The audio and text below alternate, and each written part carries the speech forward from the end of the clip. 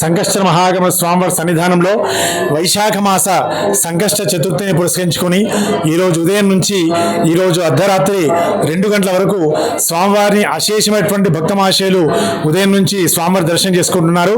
ఈ సందర్భంగా ప్రతి సంకష్ట చతుర్థి నాడు సాయంకాలం 6 గంటల నుంచి 9 గంటల వరకు మహాగణపతికి అనేక రకాల ఫలపంచామృతాలతోటి డ్రై ఫ్రూట్స్ తోటి చక్కటి అభిషేకం జరిగి స్వామివారికి విశేషమైనటువంటి అలంకారం జరుగుతూ అలంకృతున్నటువంటి ఆ స్వామివారు సమస్త భక్త కోటిని అనుగ్రహిస్తున్నారు.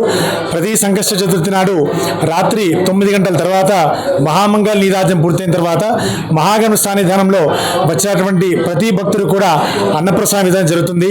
కావున ఈ యొక్క సంకష్ట చతుర్థి పర్వకాలం నాడు మహాగణపతి ప్రత్యక్షంగా దర్శించిన లేదా పరోక్షంగా ఇలా మీడియా మాధ్యమం ద్వారా దర్శించినా కూడా ఆ సంకష్ట మహాగణ స్వామి వారి యొక్క ఆశీస్సులు మీకు మీ కుటుంబ సభ్యులకు ఎల్లవేళ్ళ కలుగుతాయి.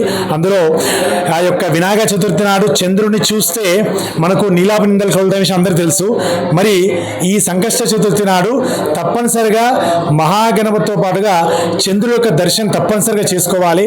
చంద్రుడి దర్శనం చేసుకోకుండా ఎవరైతే ఉపవాస దీక్ష విడిచిపెడతారో ఈ యొక్క సంకష్ట చతుర్థి ఫలితము సంపూర్ణంగా రాదు.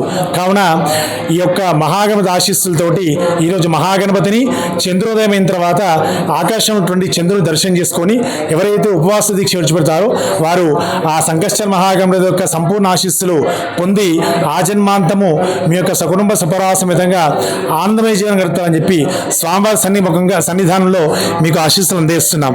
శతమానం భవతి శతాయు పురుష శతేంద్రియ ఆయుష్యేవేంద్రియే ప్రతిష్టతి. స్వస్త్యార్థ సఫలా సంతు వేదోక్తం పరిపూర్ణాయుష్యాభివృద్ధిరస్సు తథాస్తు.